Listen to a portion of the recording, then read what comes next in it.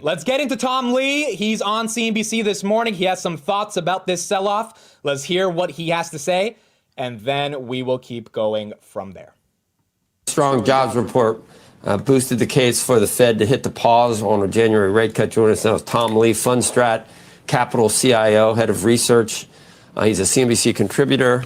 And I referenced you earlier, because I do remember you sort of being positive overall about the market and for this year, but with some trepidation near term.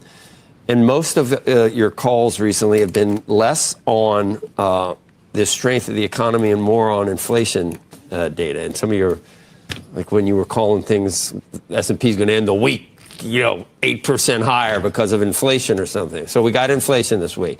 There are concerns. I think I tie a lot of the weakness in the market to that. Are these important numbers? It's important because, as you know, we've been correcting now for almost a month, right? 23 trading days. And this Wednesday is an important day because it is a possible turning point for markets. And I would like to see CPI come in below, 0.25 or so. And I think that would give that jolt of confidence for markets on top of, I think, earnings, which is going to be a positive catalyst. But for investors in the near term, I think they got to ride out the volatility because I think yields here have made people nervous. Not necessarily deteriorate the long-term outlook, but near term.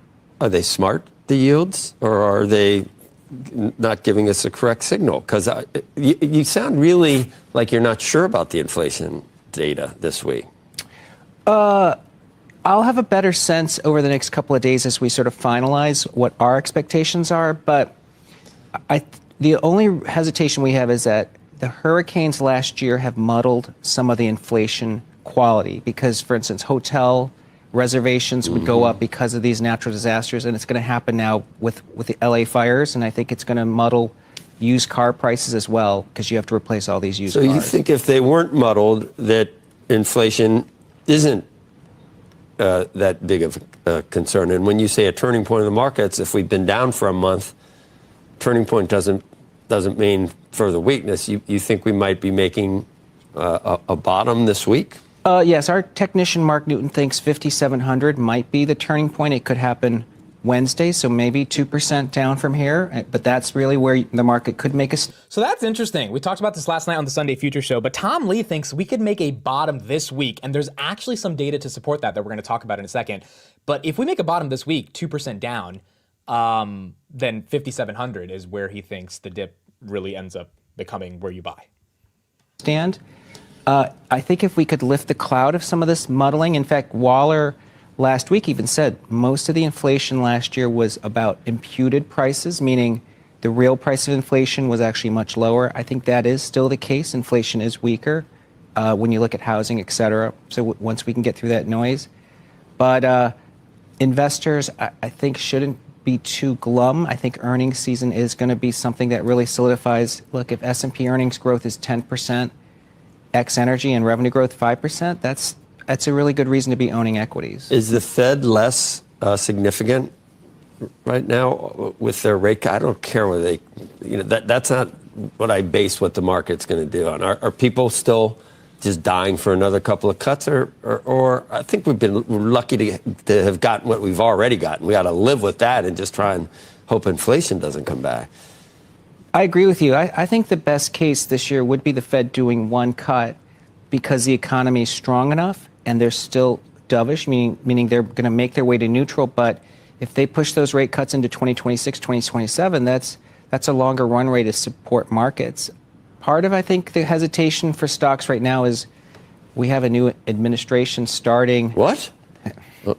Oh, that's right. Yes. And, we essentially reversed that rally from November because we rallied 7% over 23 trading days, and now we've given up 5%, and another 2% would just round trip us back to November. 23 trading days. Do you think stocks look expensive here or not? I mean, we've come back down, as you mentioned, but people keep talking about the PE ratio and how it's historically at the high end of things. Do you think it's expensive, or do you think we have the earnings power to support all of that?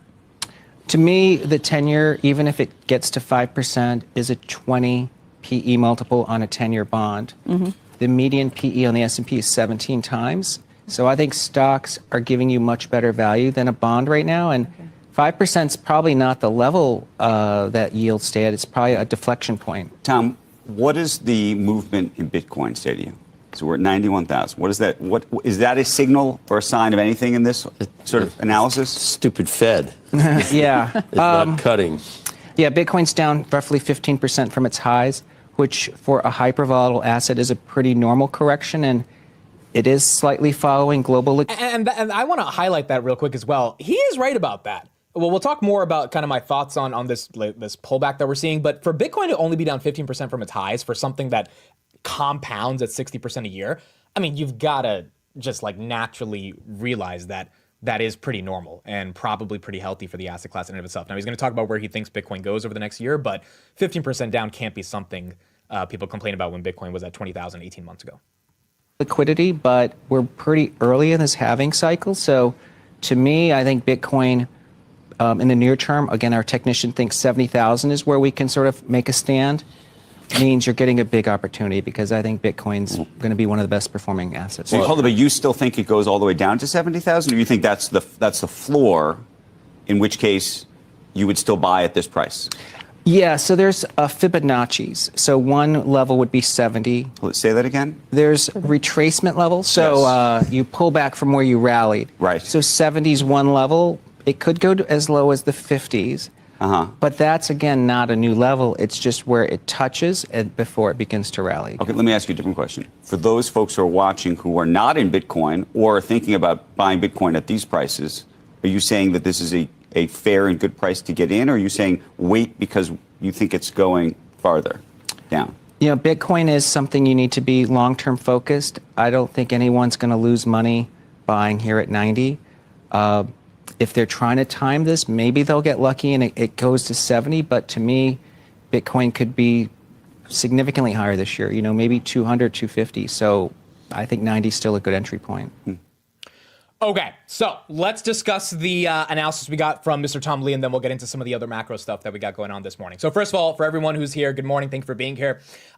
Stocks are down in the pre-market. They're slightly up from where they were at around 7 a.m. I was up at around 5 a.m. At 7, I think we, at least in the pre-markets, had a little bit of a bottom, and now we're rebounding a bit. We'll see what happens at 9:30 when we open up. But essentially, Tom Lee's argument here is that we are not falling in the stock market because Amazon messed up, because Google messed up, because Microsoft messed up. We are falling because of two fundamental things. And the number one reason we're falling this morning, which is why Grab, Nubank, Mercado Libre, these guys are also going to get hit this morning as well, is because of this US dollar being at the highest level since 2022. Very bad for international stocks and in general bad for US equities, because that means the 10-year potentially goes higher. The 10-year right now is at 4.776. In the morning, I think we were at 4.8, or we were at 4.789, so basically 4.8.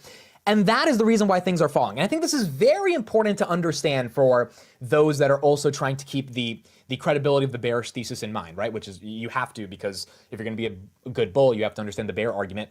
The bear argument outside of recession is a lot of this macroeconomic mumbo jumbo that we talk about every single day about 10-year bonds and dollar index and what it means for inflation, interest rates. It has nothing to do so far with earnings growth. Delta crushed earnings, Jefferies crushed earnings, Costco had amazing December growth. TSMC, people forgot this headline last week, grew 58% of their revenues in December, which means TSM, which has earnings on Wednesday, they're going to crush it because they had an amazing Q4. And so I think Tom Lee's broader argument here is that you have to acknowledge the bear case, you have to acknowledge the nature of a pullback, you have to acknowledge the volatility. We had a amazing 2024 compounding at 25%, like it's not, we're just not going to go up forever, there's going to be pullbacks. But nonetheless, the reason to stay bullish is because tech earnings is the thesis. And if that thesis doesn't go away, and we'll find out in the next 2 weeks how bad earnings are, but if earnings are good, then maybe we actually are approaching extreme fear on the fear and greed index. So again, when you take the most amazing macroeconomists, Stanford PhDs, and you put them up against the fear and greed index, the fear and greed index tends to signal when things are a bit more of a bottom. If Tesla was at we're at 380 right now on Tesla, 385. If we were at 385 and we were at greed or extreme greed, you could easily say, all right, Tesla's getting ready to make a move down, because when we go from greed to fear, 385 probably becomes something like 310 or 300 or below 300. If we are at 385 and we are at fear or almost extreme fear on Tesla, I don't know if Tesla gets back to 300, because how much lower would the market have to go to get to the bottom of extreme fear? Usually when you tend to be in that range, you tend to bottom, which is consistent with Tom Lee's argument, which is that the S&P 500 at 5,700 would definitively put us in extreme fear. That's another 2% down from here. And if that's the case, that tends to be historically, when you just look at that fear and greed index, the time to buy. And that's not just for Tesla, that's for Palantir, Nvidia. I'm just using Tesla as an example. But for all the bears that want Tesla to be below 300, Nvidia to be below 100, Palantir to go back to 20, 30 bucks, we would need to be, in my opinion, closer to greed or extreme greed at these levels to then have the macro headwinds to push us all the way down, and for those equity prices to then correspond with that index in and of itself.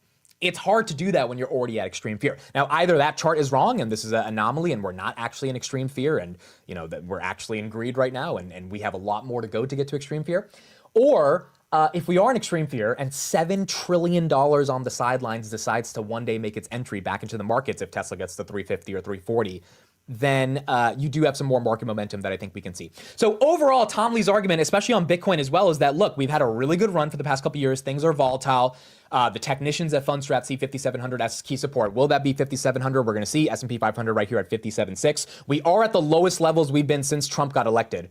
So theoretically, the entire gain in the S&P 500 since Trump became the nominee is gone.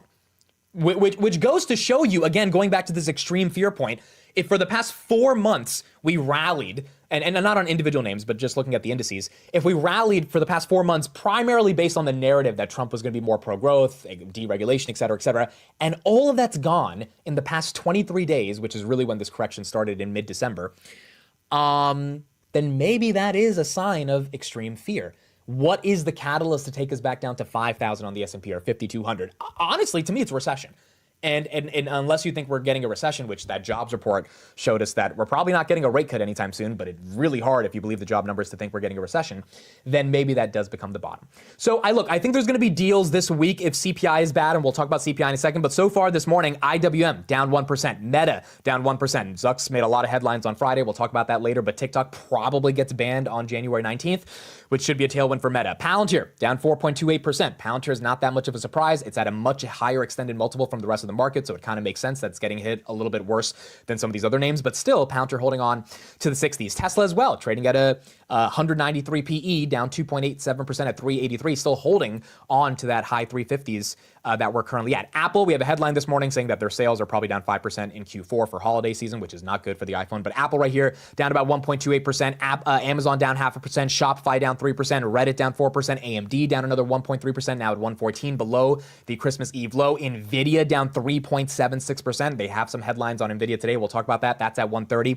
The question becomes, how bad does this get based on the macroeconomic headwinds that we talked about? Which, again, I keep saying this because these are macro headwinds. These are not company-specific headwinds. And I'll sing a different tune in the next 2 weeks if we get company-specific earnings results that show that, oh, Tesla's not growing at all, or Bank of America sucks right now, or Nvidia can barely grow 50% next year.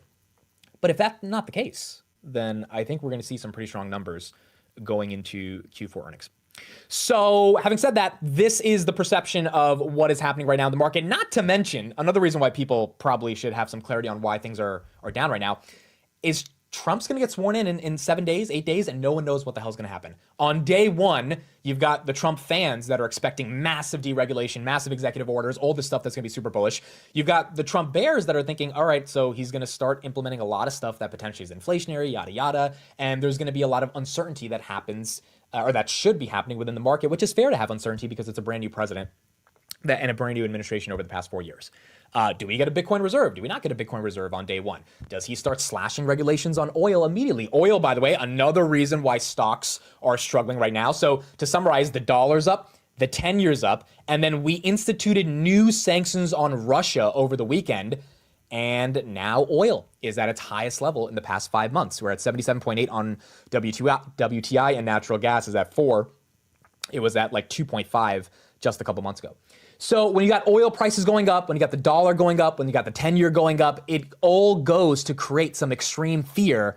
But that extreme fear, I think the nuance here is not because Nvidia, Amazon, Microsoft can't put up good numbers. It's because of the macroeconomic headwinds that we're facing. And quite frankly, macroeconomic headwinds are okay. Like, you're supposed to have macroeconomic headwinds because then you also get macroeconomic tailwinds when those headwinds become tailwinds, aka when the dollar comes down from 109, because my belief is that Trump's not going to allow this dollar to stay this high. That's going to be a tailwind, right? And you kind of just got to go through the motions, but there are opportunities in those motions when things get as bad as they get. And again, do people really think this is bad? Like, one of the other things I've been thinking about is that this feels very normal. Like, maybe S&P 500 down below 5,500 gets a little bit more like, all right, we're getting a real dip right here. But we rallied like crazy in 2024. I feel like everyone has to have a little humility here to be like, yeah, as much as I love Robinhood, and I think it probably should be worth, by the way, they got upgraded to $60 today. We'll talk about that later. I think it should be worth like minimum 45. I can understand the stock was at $7 18 months ago. It's at 38. Like, these are things you can't complain about. Same thing with Palantir, 6 to 60 instead of 6 to 80. Nvidia went from 40, now it's at 130 instead of 153. Like, it's one of those things where earnings growth will happen for these names. And when those earnings growth numbers come in, you will have money that's going to be sitting in a money market fund saying, why are we sitting in a money market fund? Why are we sitting in a 10-year? And they're going to buy these equities, but that earnings growth needs to come in. I think we need to be patient for that. And I think that's essentially Tom Lee's argument as well in terms of what we should expect from overall earnings growth going into Q4.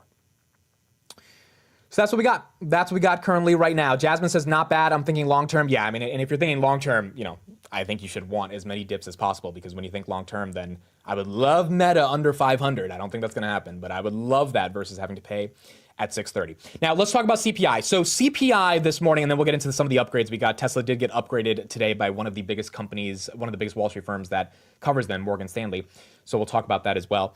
CPI is expected on Wednesday. I'll be live at 8:20 in the morning, 20 minutes earlier than we usually go, because that's going to be a big one. We'll get the numbers at 8:30 a.m. Eastern. And Goldman Sachs put out a report. They are expecting on CPI 2.9%.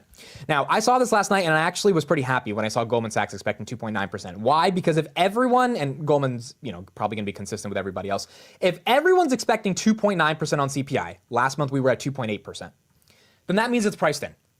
That means we are priced in. So Goldman is expecting headline CPI at plus 0.4% month over month, 2.9% year over year, core CPI at plus 0.25% month over month. Tom Lee also thinks if we can be at 0.25 or below, that's going to be that's not really bullish, but at least it's not super bearish in terms of a dramatic increase of inflation. And then 3.27% year over year in terms of core. If this is the expectations for CPI, and we actually do have a 2.9% reading, and it's not a 3 handle, which psychologically is not going to be great for the markets, I think that's priced in.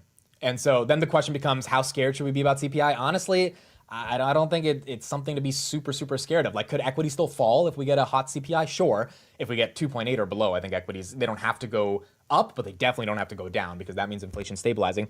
But I think this is going to be one of the more predictable CPIs that we get. Now, if we get 3.1, 3.2, 3.3, then we got an issue. And even if the issue is temporary, because there are elements of inflation like automotive parts and shelter that are coming down, it is still a problem, because then the narrative goes, okay, are we getting even one rate cut this year? Which Bank of America said on Friday, which I thought was a bit irresponsible for them to say this, but they said the Fed cutting cycle is done. Like, we're getting no more cuts for the rest of the year. Goldman Sachs, JP Morgan thinks like, no, we're going to get cuts. It's going to happen in July. We thought it was going to be March. So like, they're pushing back the timeline, which is a little bit more responsible. Bank of America's like, we're done. And I think that's a little bit reactionary to inflation data that we haven't even seen yet. So I think it would be nice to be under 3% on CPI. 2.8 or 2.9, given where we were, looks great. Now, for people that haven't kept up with CPI, in September, we were at 2.4. So this is why you've got the Dan Niles of the world saying that their cash position is 50%, because if we go from 2.4 to maybe 3.4, then we're not tackling inflation, right? And then, yeah, I don't think the Fed's going to hike, but they're definitely not going to cut. And so from that perspective, I think being at 2.8, 2.9 looks fine. Tom Lee and his team thinks that, we're probably going to stay in that range, given inflation is slowing down, even if it's slowing down gradually. But that's going to be one of the most important numbers on Wednesday that we look at, even though I think it is currently getting priced in right now. Sachin says, this is why I raise cash and hedge for upside move with out of the money leaps in case we enter in a runway market with any indication. If we keep dipping, I can wait for deep dips. That's another thing that I think is very important. And put your percentages in the cash right now. Let's do an update, because last time we did this was 2 weeks ago. What percentage of your portfolio is cash? I'm at 30%. I've been at 30% since January, ever since I sold the hood options. And I'm really loving being at 30% cash. And I think, one of the core things we discussed in the beginning of December or beginning of January, end of December was, hey, we can be patient.